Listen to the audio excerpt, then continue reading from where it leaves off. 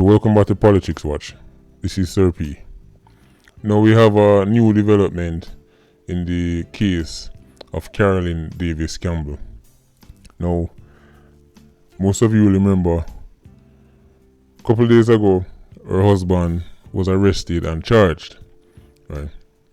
Now, that in itself wasn't shocking because most of us already believed that something was wrong with his story, it just wasn't adding up. And I believed that, well, the only thing left to find out is a matter of when we're going to hear about the trial and if he's found guilty or not.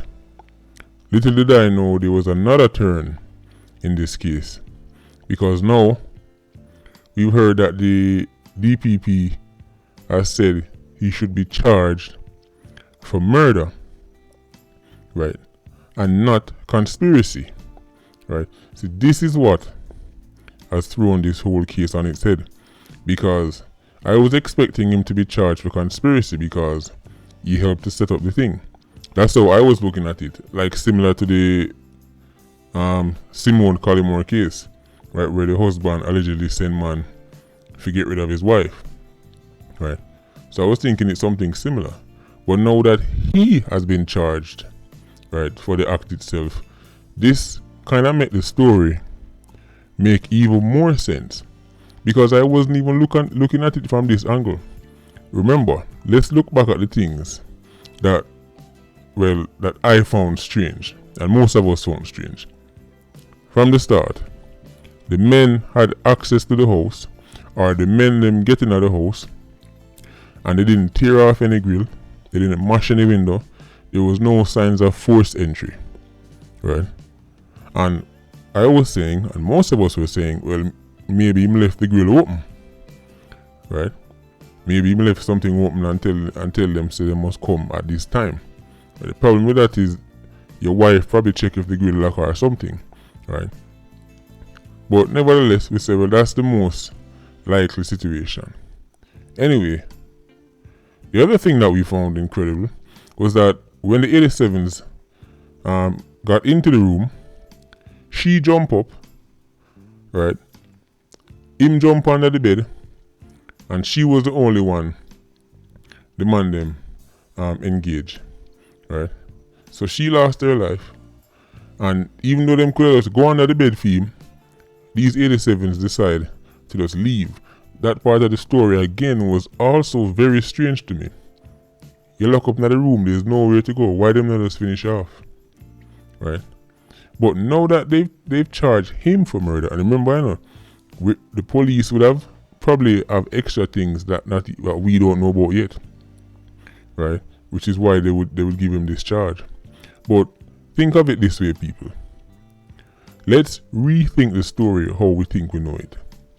See, based on what we're hearing now and based on this charge, it seems as if the man take him wife life himself.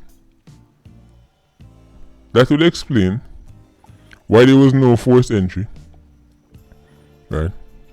That would explain why when these 87s come into the room, right, and after they start to open fire on Carolyn, he didn't get hurt because now it seems there was nobody else in the room.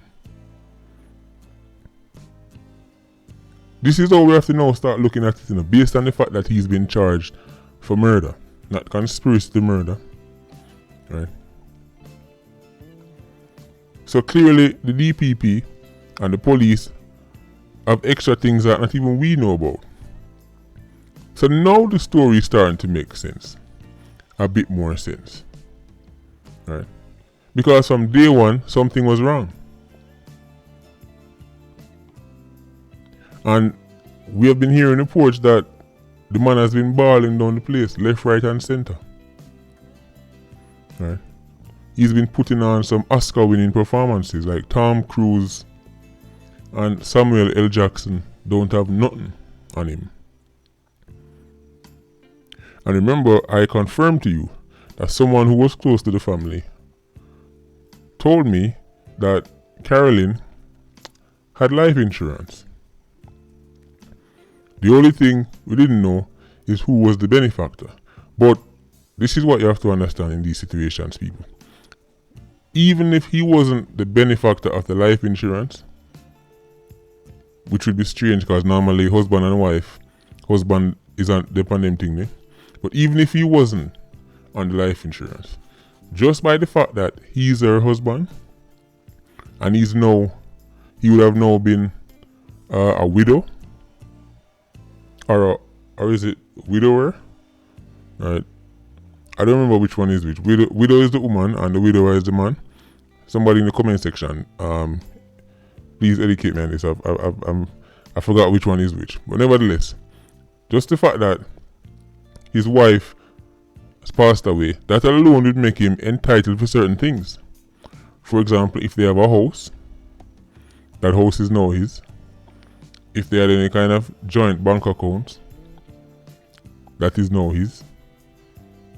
If she had a vehicle or something like that, being the husband automatically make you entitled for certain things unless there was like an ironclad will put down saying, don't give nothing to my husband, only give it to these people. And why would she have something like that? Right? Unless she had some kind of clue as to what was about to happen to her, which is very unlikely. Right? Why would she not have her husband on her paperwork? Why would she not have her husband on her insurance for her house or anything like that? Right? So these are the things we need to find out now. I mean, maybe when the investigation actually get to courthouse stage, we're going to start get some more information, right? But this whole case has been, how would I say,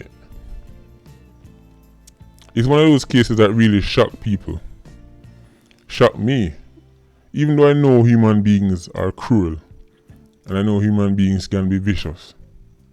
When you hear husband do things like this to wife or wife do things like this to husband, it sow the seed of distrust in your mind, because now you're even looking at your own partner like, really? That could be me. Right? That could be me. Now you're looking at your friends like, I wonder if my friend would do that. I wonder if my brother would do that. I wonder if my cousin would do that. So stories like this are not good for overall morale. If you remember the Simone Collymore case, that case make a lot of people look at them partners sideways. Right? Just to see that somebody could do that to a person with them lay down beside night and day, night and day. So I know this might sound shocking for some of you to hear, but a part of me hope he's found not guilty. Right? Or let me say that again. A part of me hope he's not guilty, not found not guilty, but he is not guilty. Right? Because cases like this just make people can't sleep comfortably in their bed at night time. Right? So the best case scenario is this whole thing was a big misunderstanding, and the original story about the 87 Octanes coming in the house, right, and taking out Carolyn was true. I mean, it's wishful thinking. Let's face it. It's highly likely this man is guilty. But just for the sake of peace of mind. Because I'm the type of person, when I hear stories like this, I just can't help but look at my girl and be like, even though I have no reason to think that, but did Carolyn have a reason to think this would happen to her?